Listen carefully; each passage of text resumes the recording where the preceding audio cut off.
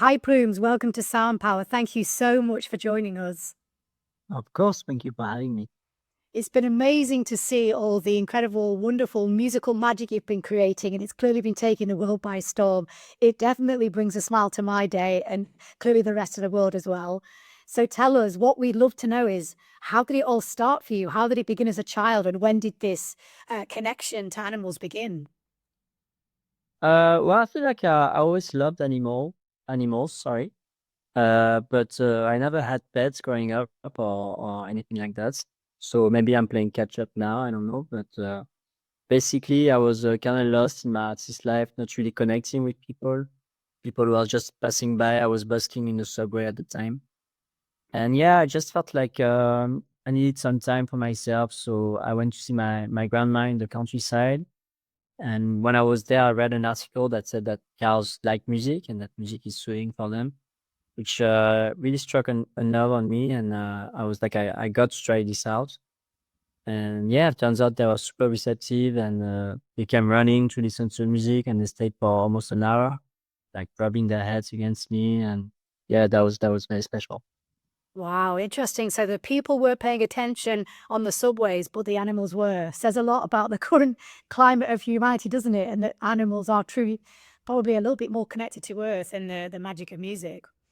Yeah, and it gave me confidence in my music again. So I found this connection that I was missing with people with animals, and that was nice. And may I ask, what do you think they're hearing? Or do you think they're hearing the same as you're creating, or do they have a different processing of what they're listening to?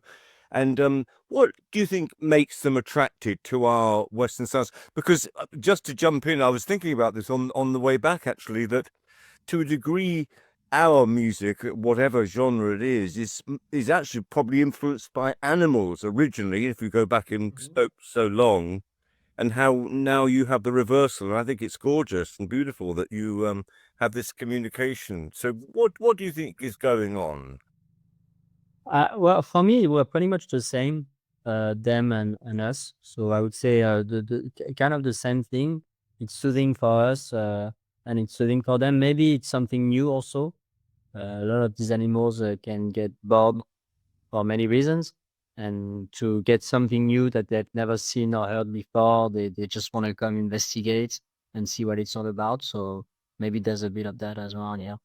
Yeah, Well, I love the one where the meerkat peers out from underneath its little nest, and loads of them come out all at the same time and are just peering around. It's just that animalistic, curious, playful energy that we often see on David Attenborough, and it's amazing to be able to see it in real time, up close. And just, for those at home, just to scroll through Blooms's Instagram, it's like a complete palette refresh when you look at everything else that's on there. And whenever something comes up on my feed, I always take the time to watch because I feel it's so important. It's the closest we're going to get to connecting to the animal kingdom through the healing power of music, which Tim and I are so connected to as well.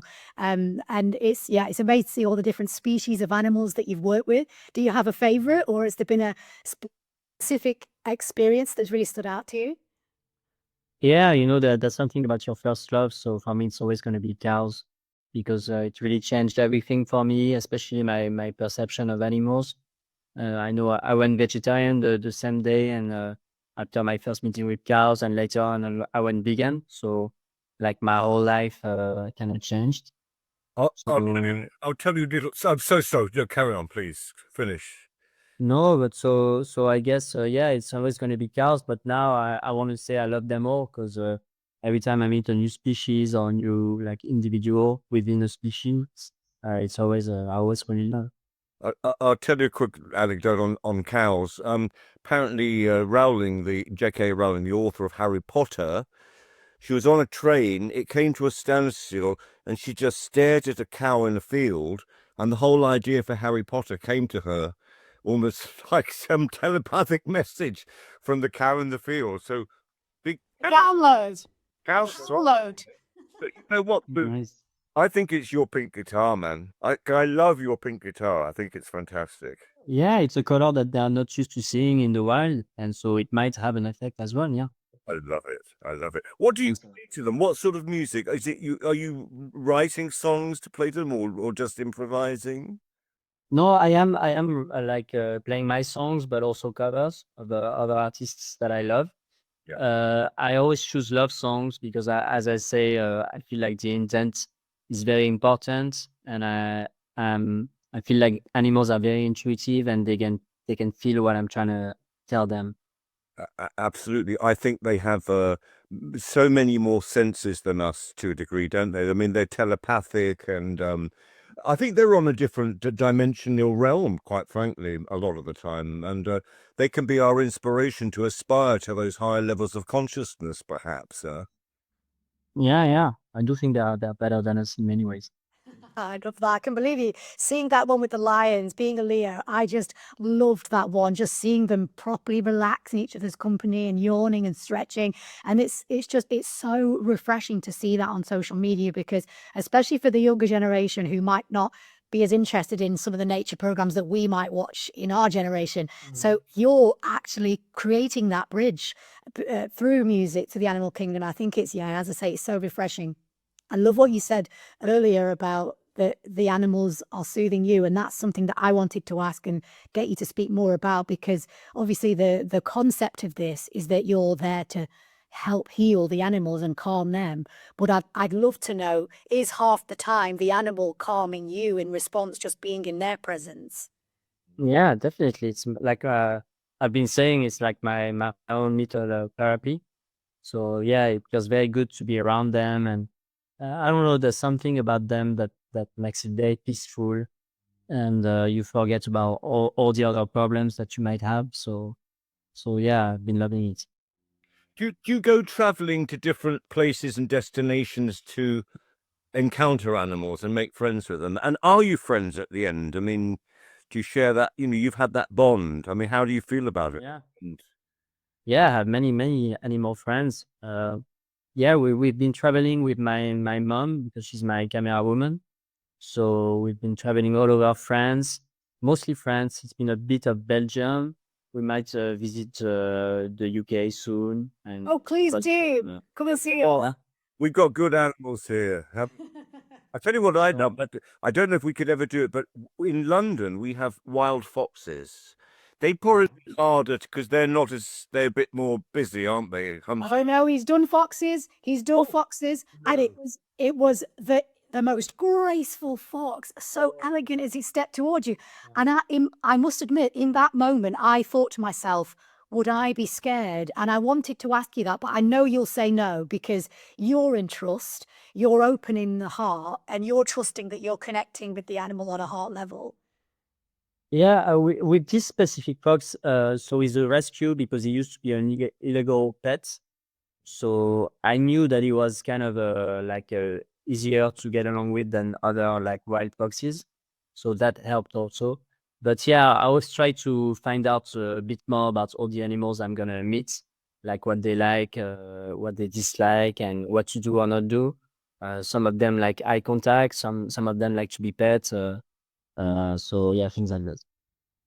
And is it just guitar and voice, or do you ever use things like tuning forks or any other sounds to no, I was gonna say entertain, but you're not entertaining, but to communicate with them, of course, aren't you? No, I think it's been mostly yeah, guitar and voice. I know some other people can play the drums for elephants, for example, because elephants like low vibrations. And so there's plenty of instruments that could be tried, but I don't know enough, unfortunately. So I stick to that. Oh, that's interesting. So you're saying that the animals respond better to the lower vibrations? The elephants do. I don't know if other ones. I know, like, yeah, there's very specific things like parrots. They really like rhythm. They are one of the only animals with a sense of rhythm. So yeah, there's plenty of things to learn about them. As a kid, I remember when I first started playing the flute, I was outside once playing, and there were birds that started to imitate what I was playing. I thought that Wow, was very interesting. I loved that. So that's why I love what you're doing. But tell me this, have you ever heard of in France there is an old classical composer, he's now deceased, called Olivier Messiaen, who was very into bird song, and he would transcribe like blackbird, l'oiseau noir. Sorry, do excuse my French, but you know what I'm trying to say. No, I've never heard of him, but I'm gonna check him out. Yeah, definitely. And in fact, because it's a kind of it's a challenging modern classical, you know, because but for that reason, a lot of the rhythms he uses are again based on the accents that animals make as they respond back to you or communicate to you. So no, well, there you go, Messiaen. Check it Yeah, out. Messial, you said? Yes, Perfect. I'll put it down. Yeah, right. I'll check that. Kim actually has a hawk's whistle. We create these soothing soundscapes with gongs, crystal bowls, voice drums, flutes, and he actually has this ancient hawk's whistle. And remember that experience you were telling me too when you played it in nature. Well, I'll tell you, I was playing in a town called Glastonbury, which is like Avalon in England, very special. And I was playing, they have wells there, and I was playing in the Chalice Well, very special, on a little hill for a concert in the summer. And we're doing a bit of gong and flute and whatever. And I get about almost to the end, and then I get the hawk's whistle. I mean, sorry, I can't imitate it, but you know what you know what it is. I was like, guys, it's a high whistle. So I did this a couple of times, and about a minute in, I'm carrying on, and then I saw all the audience go, and on stage, because I've got my back to what's ever happening, I thought, what's going on? And afterwards I said, what happened? They said, oh, you whistled, and this hawk came down really low. Wow. Oh, like called in the hawk for a little concert. It's fantastic. Love it. Love it. What tunings do you use, or is it quite open? So do you ever explore 432 tuning in comparison to 440 hertz? Well, I know a lot of people have been telling me to do that. I just use the normal or standard tuning because, you know, it's been working so far, and I'm kind of superstitious. I kind of don't want to change anything about what I've been doing. But yeah, maybe I should try one day. I hear it's very powerful. Yeah. Do you wear particular colors that you feel are neutral for an animal's vision and non-threatening, etc.? Only when I've been warned that like it could be an issue. Yeah, don't wear red when you're doing it for a bull. But Yeah, I think that's a misconception, if I'm not mistaken. okay. Yeah. Because I've met actually, I want to be like fighting for the bulls because I feel like they are very. And yeah, I know there's a lot of those shows in the arenas. There's still that in France, and it hasn't been banned yet. And yeah, I think it's crazy. I've met so many bulls that are so sweet, and they just want to be friends. And yeah, it's been an annoying thing for me. It's still happening in France.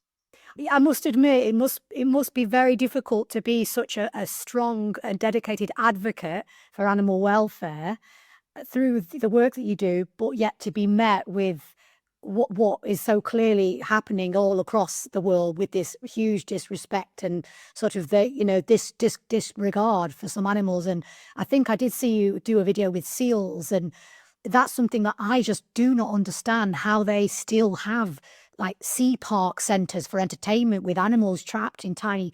That's the thing for me that I cannot believe we still have those. I can't believe people still buying tickets to go to them. So to see you doing some beautiful work with the seals was lovely. How was that experience for you? Yeah, actually, those videos have been criticized a lot, but for me, it's like they don't have the best life anyway. So why shouldn't I like? Should I just play for animals that have the best living conditions? I don't think so. I think like animals that are struggling deserve maybe even more than other ones to get a little bit of a good time. So yeah, and also those videos allow me to like share some organizations very dear to my heart, and hopefully it helps with like the cause. But yeah, for sea lions, uh, I hear about the fishing industry, and so many of them are killed in like those huge fishing nets. And so yeah, there's plenty of things that I want to fight about, and there's this sense of urgency, but at the same time, it's kind of weird because I chose to do it in a very poetic way, because I feel like easing people into it might be easier than telling them what to do. I feel like it can be very counterproductive to be true. Yeah, to Well, I'm so sorry that you received criticism for that, because it's so clear that your intentions are pure, and that how beautiful to be able to reach them in captivity and share beautiful music. And I'll quote Tim in this moment, because he's always said humanity progresses through the arts. So there is such a thing as being a sonic activist, and what you're doing is you're generating awareness for it. So when I see your videos, whether there's a cage between you or not, or whether it's in the wild, for me, that's irrelevant. And for those that are watching your content to focus on the cage side of things, it's almost like they're missing the point, because you're just aiming to connect despite the border, despite the block that's in the way. You're transcending that and moving beyond it to connect heart to heart. I mean, if anything, you're giving a gift to them. I mean, you're like a visitor in their prison, quite frankly. It's fantastic. But moving back onto the Seals, many years ago, I made an album in Australia. First of all, we were on a boat and I was playing with a didgeridoo, as it happened, and it was in the humpback whale territory in Hervey Bay. And indeed, we did encounter the whale. So, and then they made an underwater hydrophone, and recorded the whale. But I was going to come to the magnificence of the whale song. I mean, so we have another creature, a mammal like us, and apparently its song changes every year, it develops. And of course, as you know, through the trajectory of the ocean, you can hear for vast distances. It's an amazing communication. So what do you think? See, I'm wondering what the animal's motivation is for their self-expression of, let's say, song. So I appreciate they're responding to you and they're loving what you do. But what do you think is going through their mind creatively, if I can be so liberal to say that, to make song or sounds? Because there must be something going on, do you think? when they sing along to like the tunes and things like that. I wish I knew, I wish I had the gift to like read their minds and be able to see. But I don't really know. I feel like a lot of tigers make sounds, especially, but I feel like it's more yawning than anything else. It's more like since music is very soothing for them, they start to fall asleep. But it's true that I've had parrots dancing along, and I've had many animals being very vocal. And I don't have I don't really know, but I really wish I could. Do you ever play for humans? Can you ever see yourself moving into that arena of playing humans, or is it we're sticking with the animals? Yeah, I've been playing one a show 2 days ago, and it was the first in so long.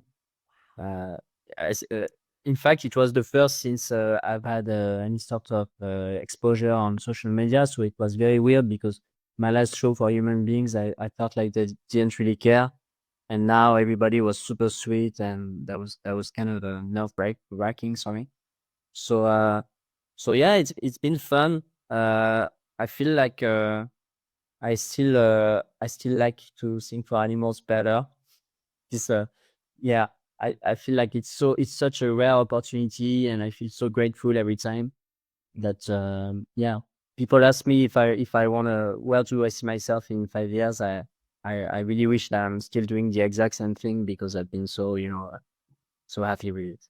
I love that. When you find what you love, why bother, why change doing something? And there's a lot more animals left in the world that you haven't sang to yet. And it looks like the globe is not going to rest until we've seen you sing to them all. So please get out there. Please keep doing it. It's a wonderful That's right. thing. It is the most heartwarming thing that is on Instagram currently. And I can speak for myself and many other people in our sound community. We've have hundreds and thousands of students that we've trained in sound healing. They all love it too. So we're going to stay tuned in, and we're going to keep looking out for who you're playing for next. Maybe something. Thanks.